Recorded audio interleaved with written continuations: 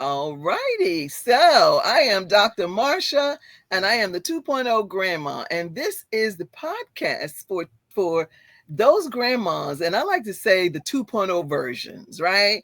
I'm sharing those untold stories about women out here who are doing their thing. Some of them are in their second chapter of their life. Some of them are just continuing what they may have stopped doing because of raising children, raising husbands, family stuff, whatever. But now today's grandma is not like grandmas of the past. So you will not see a lot of grandmas that are sitting on the porch, that are babysitting a lot of kids. No, because we got stuff to do, honey. Okay. And so today I have with me a very special young lady. I know her as Teddi, and she is recently married. So I'm going to call her Mrs. Teddi Booker. And she has a platform called TB Entertainment LLC. And we're going to talk about being grandmas. We're going to talk about this whole new version of grandmas. We're going to talk about her platform. We're going to talk about how you can get in touch with her. And we're just going to have a little bit of fun. All right, Ted, does that work for you? Yes, ma'am. I'm anxious to get started. Talk about my journey. Yes. And I'm so excited because, what is happening today, and I've noticed it since I've been doing this work. So I started Grandma's 2.0 during COVID. I had the idea before that, but I really didn't do much with it. And then when COVID hit, like they say, you lay down in green pastures, with the Psalm 23, God will lay you down in green pastures. It gave me a moment to really think about. And I started watching, right? Okay, what are grandmas doing out here? And I tell you, I have found some phenomenal women that are doing some fantastic things, and they are living their best life. So I want to hear all about your best life. What is it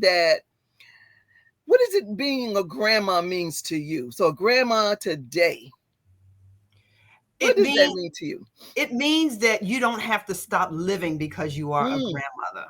Hello. You can pursue your passions. You can do what you want to do. Now, I do understand that some grandmas, they have to watch their grandkids for whatever reason. Yes. I was fortunate that I didn't have to do that, but I have 3 granddaughters that I cherish, I love, I enjoy spending quality time with them. And my oldest granddaughter, she just graduated from high school. Oh, wow. And Congratulations. Yes. Thank you. Yeah. And she had the opportunity one day to go to one of my fashion shows. Mm-hmm. She never seen me dressed up like that. She was like, wow, Nana, because they call me Nana, which it just fills my heart to hear, and with pride and joy to hear them say that. Yes. And she said, I can't believe that you're my grandma. I mean, you're my Nana. Right. And I said, yeah. So she just graduated high school. She wants me to teach her how to model.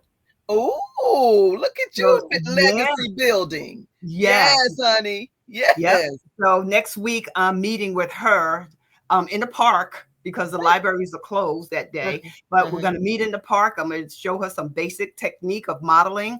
I'm going to let her know the ins and outs as I know it and as I experienced it. And if that's what she wants to pursue, then I'm going to support her. But she also plays the piano. Ooh, and I'm like, when I heard her play, it gave me goosebumps. Ooh. So when I talk to her next week, I'm going to ask her if she wants to pursue that. If she said yes, or she's not sure, I want to partner her with this African-American female pianist who is worldwide well known. Her father is well known. I'm going to pair her up with her to shadow her to see if this is the path she wants. Really what she wants to do. Oh, I love that idea of the shadowing, because that can open up a whole new opportunity for her. Things that she didn't even really know, and then she could see the real experience, how it is, and then can make an intelligent decision about whether she wants to do it or not. Exactly. I love that. I did that for my daughter when she was in high school. She thought she wanted to be a meteorologist. So we paired her up with an African-American meteorologist local in Baltimore, and she shadowed her for the day. So my daughter decided she didn't want to do it because it was a lot of science and a lot of math. But at least she had that experience. Exactly. And she knew. And that's a good way to kind of explore, and sometimes in school they give you that opportunity, like when you do internships and things like that, you get a chance to explore. Is this something I really want to do? Is this something I'm good at? And am I going to be able to handle those courses, right? When I get in college? Yeah. Right. Yeah. Yeah. So she knew. Yeah, that's great. I love that. I love that. Yeah. And being a grandma, you said grandma of 3 girls. Yes. And the oldest one is high school. What's the other ages? Well, the other one, she is 13. She's into the performing arts. Okay. So she's been in a lot of theater projects. Oh, nice. She played Wednesday from the Addams Family. She was in Disney projects, Legally Blonde. Next Friday, she's going to be doing Freaky Fridays. And the most important that I'm proud of, she's going to New York with her troupe on Broadway. They're going to be performing with the Jane Eyre cast on Broadway. Oh, wow. So I plan on going there to spend time with them, because this granddaughter, she lives in Florida. So I don't get to see her that often, but I do talk to her often. So this will give me an opportunity to see her and my daughter. So, wow. So how many daughters do you have? I have just one daughter and one son. Oh, you have a daughter and a son. Okay. So the oldest and the youngest is my son's daughters. And then my daughter, this is her daughter, the one that's in the performing arts. Oh, okay. Nice. And then the youngest granddaughter, she's 11. She doesn't know what she wants to do, but both of the oldest and the youngest, they're really tall and slender. So they could be models, definitely, if they choose to. Yes. If they choose to, yeah. But with the modeling, I want to teach them that, just because they're tall and slender, there's other avenues of being a model. Yes, definitely. Because now it's more diverse. Thank you, God. Right. Because I remember growing up, I've always been into fashion myself personally. Loved it. I went to Catholic school as a kid, right? And I always had to wear uniforms. And so one thing I said, when I grow up, I'm gonna have me a lot of clothes, right? Yes. I hated the uniforms because I felt like I couldn't be myself. Right. And I've always had like an individual flair. But on the weekend, I would wear what I wanted to wear, and to church, I wear what I wanted to wear. And I would always do something different, than most. But I always enjoyed fashion. That was one of my things. And I used to be in pageants and fashion shows, and I coordinated that kind of stuff as well. But I'm not your typical fashion type, your modeling type. I'm not tall and slim, right? I mean, I was slim when I was younger, but I've always been short. So that was totally different, right? And so you know what they say, if you can't join them, create it yourself. Absolutely. Right? Absolutely. That's what I did. You have to. Yes. And so I had a fashion troupe, if you will, what I used to do back in my hometown, and loved it, and everybody loved it. And when people that I used to have in my show, they said, girl, we used to love those shows. You did such a good job. But I just allowed them to entertain and be themselves, and gave people opportunity that most people wouldn't have thought that they would even be modeling material. But that's the thing, right? You want to give people chances that we don't usually see in the limelight. You want to, because everybody deserves to do what they want to do and be who they want to be. Sure. So I love the idea that you're sharing with your granddaughters, and the way you're sharing and letting them shadow someone else who's really doing the work that they think they might want to do. That's an excellent way. I think that's an excellent idea. And other grandparents could definitely learn from doing that. Yeah, because sometimes we get into these things, well, no, we want you to do what your daddy did or your mama did, or, that's not right. Because everybody's different. It doesn't work for everybody. Yeah. Absolutely. And I know I'm a baby boomer, so I know that I can represent all grandmas, all ages. Yes. Let them know that it's never too late to live your passion. Yes, never, ever, ever, ever, ever. I believe that we all have been blessed with a gift or two. We just have to tap into it. Exactly. And then go from there. Yes. Because the sky's the limit. Because my future plans, I would love to have a building where I can teach modeling. Oh, nice. But also teach other things that they don't teach in high school anymore. Because there's a lot of things like home ec. I know chefs that could come in that could teach kids how to cook. I know designers that have 4, 5, 6 sewing machines that can teach sewing. I would like to teach interviewing skills for high school students. Because some of them don't know how to interview. They don't know how to do a resume. Right. And a lot of the children now, I notice, they don't like talking. It's the verbal part they don't like. Right. Speaking out loud, they don't really, because they're so used to being on devices. And so a lot of them are missing those social skills. Right. And when I work with my interns, that's one of the things that I focus on with them is, okay, we've got to be able to communicate. So I have them communicate, when we do like group meetings, I have everybody kind of go around the room and I say, okay, so tell me, like in the very beginning, tell me what you bring to Grandma's 2.0. What is your area of expertise? And I remember the first time I asked that of that group, the first group I had, one of the boys was like, I don't have any expertise. I said, yes, you do. Because if you didn't, you wouldn't be in this group, right? Right. So you have expertise, but I need you to be confident about that and to say what your expertise is, because only you know that. When you meet somebody, and they're not going to know that automatically, so you need to be able to verbalize that in an intelligent way. And so and I think maybe they don't get enough opportunities. Now that was a thing when I was in school. You had to get up in front of the class. The teacher asked you questions. You better be ready to answer those questions. Okay. Yeah. And it's funny you say that, because when my granddaughter, the oldest one, when she went to my fashion show, it was during intermission. And one of the commentators, who was one of the designers there, he gave her the mic. He was talking to her with the mic and she was all nervous. So he said, stand up for me. So she stood up and he was like, wow, you look like you could be a model yourself. Why don't you go ahead and strut a little bit? It was totally off guard. She was nervous, but I think that it sparked something in her. So because she is shy. So I think with me teaching her how to model and getting in front of people, that'll kind of open her up a little bit. Yes, that's the self-esteem builder and self-confidence will be definitely.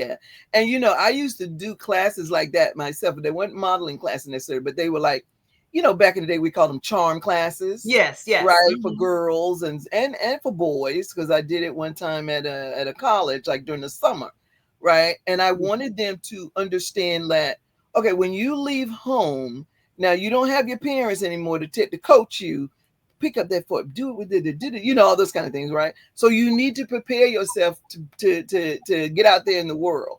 And you need to have certain skills. You need to be able to manage and maneuver it no matter which group you're in. Whether you're with your friends, you act a certain way. We call it code switching, right? But when you're with adults, you have to act a certain way as well. So you present yourself well so that people know, oh, wow, she's intelligent. Because how you present yourself, people will judge you based on, and that's how people are. There's nothing we can do about it. People have always been that way, right? And so I don't see it changing. So if you walk around there with your pants hanging down, or your shorts up your booty or whatever, and then you expect people to give you respect or expect something from you, that's not going to happen. So you have to present yourself in a certain way. And you have to be able to articulate your thoughts. You cannot stumble over words. Yo, what's up? Yo, what? Now you can do that with your friends. That's fine. That is fine. But you can't. That's what I tell my girlfriend. I said, you got to remember, and I tell the young ones too, you can't talk to me the same way you talk to your boss, the same way you talk to your child. It's all different levels. And you have to learn how to adjust. When to adjust. You got to know your audience, Yes, exactly. And that's the one thing that somebody asked me one time, what do you want your children to take away from you? And I said, well, I want my children to be able to maneuver in any kind of setting. I want them to be able to hang out with their friends and talk junk and smack, because Right. that's a sign. If you can't do that, then people will dog you in that way, right? And then Right. I also want them to be able to talk to my pastor. I want them to be able to talk to the president of the United States. Maybe not the one we have now, but right? You know what I mean? But in that kind of setting as well. And so to me, that is a sign of an educated and an intelligent person. And it doesn't mean necessarily degrees, but it means you know how to manage yourself in all those different settings. That is the most important skill I think that you can take away, or you can prepare your child for the future. Because it doesn't matter what degree you have. Degrees are fine. I got a lot of them and they're fine. But you have to be able to manage yourself and present yourself well in this world. Yeah, it's funny you say that too, because I taught my son that whenever you greet somebody, just say, hi, my name is Robert. How you doing? And if they say fine, and he said, and you, how are you? You got to do that dialogue. How you doing? I'm fine, and you. He still does that as of today. But I know that some people don't talk. Like this morning, I went to the barbershop to get my hair cut, right? And I walked in. I said, "Good morning, guys. How's everybody?" And the name of the barbershop is called the Illest Cut. And I said, "Okay, I got one question." After I spoke to everybody, right? I said, "Who is the illest cutter in here?" Because that's the person I want to do my hair just like that. And they all laughed, but it broke the ice, right? Because a woman coming into a barbershop, which is predominantly men, right? They, sometimes they look at you a little weird. Right, like what is she doing? And I'm not a teenage girl, so they still look at you a little weird, right? And so I said, and so they started laughing, and they said, "Oh, we got you, don't worry." And then there were three guys in there. I said, "So which one of you does the illest cut?" Because that's the name of the barbershop, right? And they thought that was so funny, but it broke the ice. It let them know that I was a human being, right?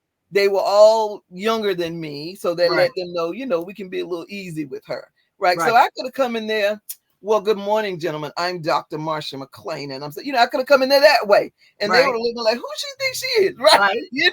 So you have to be able to maneuver in any setting. It doesn't matter where you are. As Michelle Obama said, you got to be able to go high. You got to be able to go low. Okay. That's right. Yeah. Absolutely. Absolutely. So tell me, what are your plans for TB Entertainment LLC? Well, it is to teach modeling classes at, the different age groups, whether it's one-on-one or in a group setting. Okay. Starting from ages like 12 to 17 and then 18 and up. Right now, I'm working. I got a meeting in 2 weeks with the city of Newport News to see if I can start a program there. Oh, nice. Yeah. I went to them when I first moved down here, but I thought I was ready, but I wasn't quite ready. And then, the job took a lot of my time. But right now I'm in a good place. And I feel better. I can give more now. Okay. So I do plan. I'm meeting with them in 2 weeks. I want to show them my plan. And see if I can get started, and I'm looking to start that in the fall. Okay. 1 day a week for 2 hours at one of the centers in Newport News, and see if we can move forward with that. That'll get me started. And they have this program every Friday at one of the centers where it's my target market. I went there to talk to somebody there about getting started at that center. And the guy who was talking to me said, you know what? Every Friday they have this program, and it's the age group that you're targeting. So why don't you just come up here tomorrow, which was Friday, and check it out, see if this is something that you want to do. He said they have different people set up with tables doing different things. So I said, okay. So I went that next day. And I went there, and it was my target audience that I'm trying to capture. There was a guy with 2 tables. He was a barber. He was cutting hair for the kids. Oh, wow. There was other tables that was set up to do things. It wasn't that many, but it was enough. But there must have been, I want to say 100 kids. Wow. And it was my two target audiences. Mm. So I'm like, okay, so when I meet with the city in 2 weeks, I'm gonna see if I can set up my table there. Uh-huh. Uh-huh. And I can have a sign-up sheet Uh-huh. and just try to capitalize that way. Yes, And yes, then I yes, want yes. to, talk to the principals at school, go to PTA meetings, the different organizations, to let them know about this program that I want to start with the City of Newport News. Okay, excellent. I love that. And I think the youth need it. They need something that's going to help them focus, on their out of school time, right? Yes, yes, Because they got the school time, but the out of school time, that's when kids get in trouble the most. right, right. And so this will be this will give them another option. And Yes, it can give them an option that could turn into a career. absolutely. And like I said, starting out, so I want to get them a professional photo shoot. I want to get them to maybe Nice. maybe wear their own clothes, because at the end of the course, then we're going to put on a fashion show, and they got to sell tickets. Nice. You know what I mean? So that Yes. might help someone. But my ultimate goal is really if I can get a building where I can teach the modeling classes Uh-huh. and teach other things, kind of Mm-hmm. build on that. Yes, yes, yes. Now, does Sheila have a building? I don't know. I don't think so. No. Okay, well, or maybe that was maybe some, I don't know if someone told me that or whatever, but I thought that they said the mahogany models were meeting in a building. Where they meet, I believe, is at a community center, I believe. Ah, okay, okay, okay, okay. I think maybe where, and this is what I interpreted, but don't quote me 100%. I think it's maybe where they live, they have a clubhouse or something. Okay, I okay, believe, okay, okay. but I can tap into Yeah, that. So right. if I can get a building, and like I Mm-hmm. said, and I do want to have like a summer camp. Right, that'd be Do a wonderful. summer Yeah, camp, and then yeah. maybe the camp could be every day for so Mm-hmm. many hours, where I can have a chef come in one day, Yeah, or yeah. maybe he might want to do it for the 6 weeks summer program, Yeah, or yeah, maybe that'd be great. Oh, that'd yeah, be great. Because the chef is one thing, the audio visual stuff is another thing that they love. Modeling, yeah, all those things are really good. And I can see this as you're talking about it. I can kind of visualize this building with these different programs, I guess you right, say, right, in right. within, and then Mm-hmm. that gives them choices. I used to work in a program when I was in college, as a matter of fact, in Charlotte, North Carolina. My professor had me do training for the kids. So my field is teacher education, Mm-hmm. right? And so I worked with the young children. And what we would do, we taught them, we had an art class, we had a drama class, Mm-hmm. had a what was it? Like painting, stuff like that. They were like, and then there was music, performing arts. So there were like 4 or 5 different classes that the children could choose from, Mm-hmm. right? And it was an after school program. So it was for kindergarten up. It wasn't the preschoolers, but it was kindergarten up. And that program, and she wrote a grant for it. That program was so successful because she did it in a community where children didn't have a lot to do, like Right, income level a little bit lower. right, But and it was a beautiful program. And she had me go in, and what I did, because she was trying to get more funding, so she had me evaluate it. right, Right. And she gave me the tool to evaluate, right, and say what was going on. And then we put together a plan to kind of improve. But that was a beautiful, beautiful, beautiful program. And the kids loved it. The community loved it. The families loved it because it gave the children something positive to do. right. Yeah. And I think they lack that. And any place that I've gone, I've Mm. just seen where they don't have these programs. You know what I Mm-hmm. mean? It's like some of the stuff that they used to teach in school is a lost art because it's not being Mm-hmm. taught. Right. So if some of it, if you're not getting some of it from your parents, then you learning it on your own as you go. Right. Exactly. Yeah. Well, I So wish you the best. And if there's anything I can do to help with that, I would be happy to help because I think it's something that is definitely needed. And helping children with the skills, acquire new skills, or hone in and perfect those skills that they already have, or the interests that they already have. And you will probably get a lot of people in the community helping, because, you know, I just think about my son. One of my sons works for the Department of Labor, right, in DC, but he also has his own thing that he does, and it's called a Knowledge Institute. And what he does is he helps children and young adults figure out their career path, what they want to do. Right.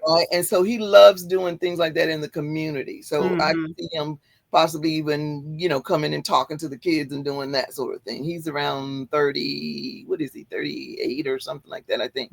So, you know, and he's not too far removed from the kids, you know, that he's like, won't know what they're talking about, or they won't understand him. But people like that would be happy to come and support and volunteer, right, to help the kids and help your program. So yeah, just let me know if there's anything I can do to help. I would definitely will. I think my thing is writing a grant. I think I can write the grant, right, or get it started. But who do I send it to? That can Yeah, who will give you the money, right? Right. Well, you know, there's lots of entities out there. That's something I can advise you on too, because I've done grants before. You know, in my field, I've written lots of grants, and you know, right now, I've done a lot of federal grants. I've done federal and I've done private foundations, but right now with the federal, that ain't happening because it's crazy right now. But so we've got to go with the private foundations, right? And so you want to cater it to whatever foundation that you're going after, because you know certain groups they fund certain things, right. So once you figure that part out, right, then you kind of cater it. And I'll be happy if you write something. I'll be happy to look at it and advise you on it. I'd be happy to do that. Yeah. Okay, good. Thank you. Because I enjoy doing that kind of stuff anyway. And you know, I'm a professor, so I love going up after other people's writing. I like to do that as a professor in me. Yeah, let's move this around. Let's do this, right? You know, that's what it is. No problem. That's one of the things that I like to do. So, but yeah, so now I'm excited that you and I are going to be working together on this Hampton Roads, the Gorgeous Grandmas of Hampton Roads, event that's coming up in. I'm excited about that. Yeah, so I'm so excited that they're going to get a chance to learn how to, you know, move and all of that. So I had I want to try to get more people, though. I want to try to get at least 10. Right now, I think I've had about 3 people reach out to me. So, and then I talked to Summer Love to kind of get some of her people, because she has models that she engages with as well. Right. And so I talked to them, and I also talked to Sheila or her models to see if they might want to be a part of it as well. Okay. And so I'm just kind of waiting to see. There's no cost to the grandmas, but what we're doing is we're raising money through the sponsors and the vendors. Right. Yeah. So that's kind of how we're doing it this time. And that way, you know, the grandmas don't have to pay. Right. And the whole idea behind it is to raise some money for those grandmas that are raising grandkids. Yeah. They need help. They need help. They need our help, and they're our peers. And so, you know, it's so important that we look out for them. And if it's nothing but giving them, like I said, I want to be able to give them a day of respite where they can just say, no kids, I'm doing a me day. And that is so wonderful. Right? So just wonderful. Me day. Yes. I'm going to get my nails done. I'm going to get me a massage, whatever the situation is, right? Yes. Just do a me day. Just give me one me day. And then, and I also think a time that they need support is like back to school time and Christmas. Yes, true. You know, with all the expenses of back to school these days and expenses of the toys, I mean, it's crazy. Yes. Yeah. So who knows? And so that's the goal behind it. That's like the rationale for doing these things. And it's also another way to get grandmas out there to kind of see themselves differently. Yeah. Right? Yeah. Because we don't think about grandmas being in pageant. We think about the little kids, the teenagers, and of course the young adults, but we don't think, and then now they do like what do they do? I think what's the name is in that what does she calls it? The elite full figured. Oh yes. But we don't always hear about grandmas as pageants and stuff like that. So I thought it'd be something nice and interesting for them to do. Oh yeah, absolutely. Yeah. And so, you know, just take care of yourself. Yes. Grandmas, take care of yourself. Yes. Be the best version of yourself.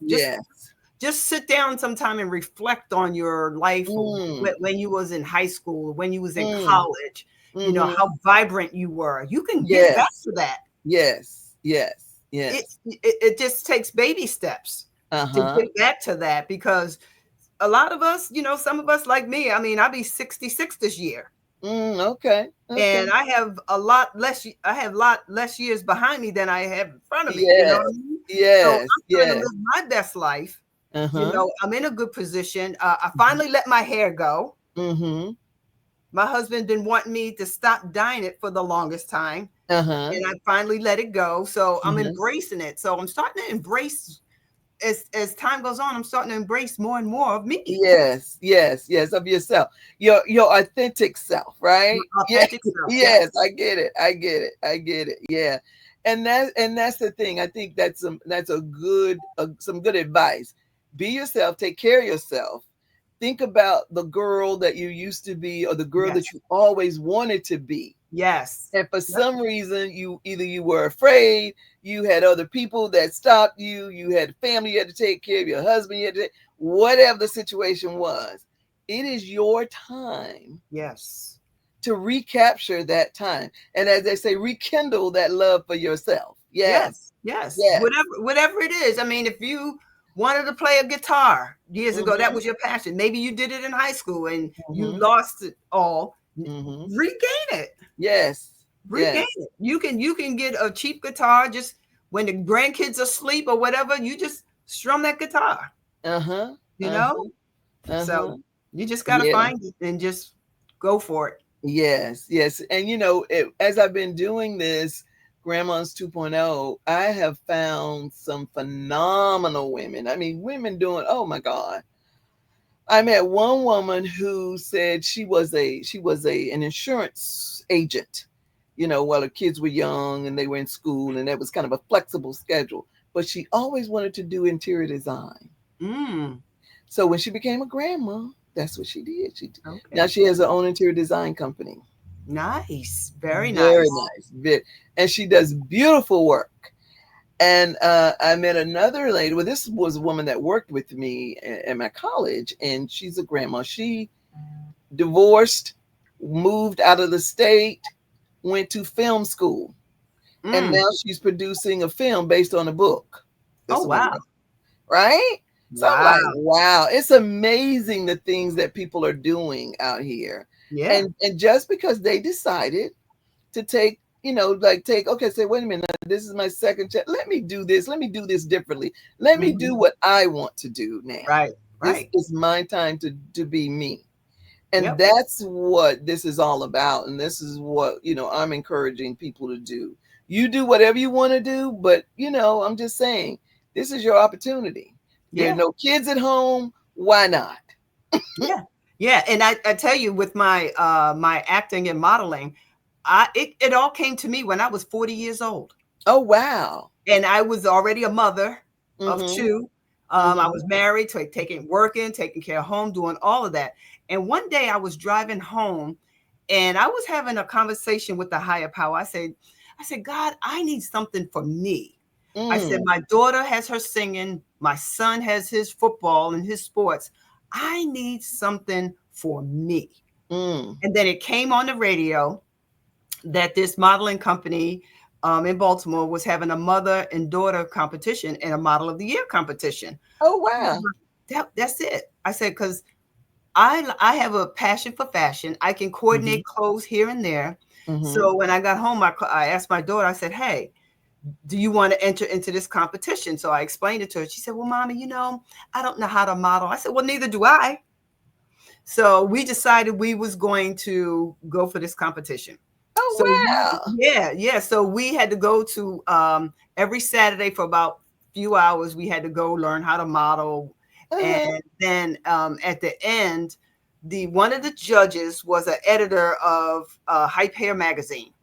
She was the editor of Hype Hair. I remember Hype Hair magazine. I do know that magazine. Yes. Yeah. She was one of the judges. So the day before the event, you know, she wanted to talk to all the models. So I went and I had on this leopard hat. I had on all black shoes. I'm sitting in a chair posing.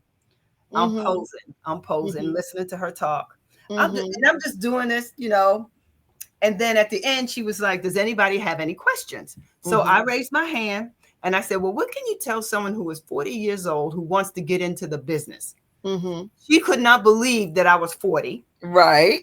And she was like, you're 40 years old. Now, this is in front of everybody. She's like, you're 40 years old? I said, yes. She said, well, to let you know, there is a market for you. You don't look your age, and it's not the age that you actually are. It's the age that you can portray. I'm like, oh, okay. So then at the end, she had told my director that she wanted me for her magazine. So then the next day of the competition, after we did our stuff down at the runway, we all had to line up. And then the judges looked at us one more time. And when she walked by me, she whispered to me, she said, I want you for my magazine. And I'm like, okay. I really didn't take it serious, to be honest. So then later on, the director said, that she did pick me, and I had to go to this hair salon. I had to get my hair done. I had to get my makeup done. And the photographer was there. He started shooting and everything. I wind up being in a magazine. Wow. I wind up being in one of the other magazines. And I'm like, wow, this is interesting. So the girl who won the Model of the Year competition, she went on to New Jersey to the bigger competition under John Blasingame, very prominent guy up in New Jersey who puts on a lot of events.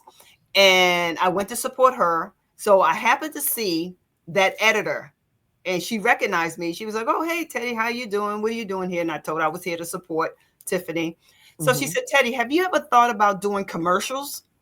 And I'm like, no, never thought about it. She said, well, I think you would be good at it. You should try it. So I was like, okay, I didn't think anything. So I took one of the pictures that was in her magazine. It was for Revlon. So I took that picture and I got headshots made. And then I copied and I went and submitted it to different agencies. And one agency picked me up and she signed me. So my first gig was in New York, a Michael Beach project. It was I forgot the name of it just now, just lost it. But it was in New York, and I was on the set of that TV show. What show? It was with Michael Beach. It was the ambulance show. Tell me who Michael Beach is. I think I know who he is. Is he a black man? Yeah, he's a black man. He's if you type Michael Beach, did he play in Soul Food? I think so. The movie, yes. Oh my God! Beach, and he also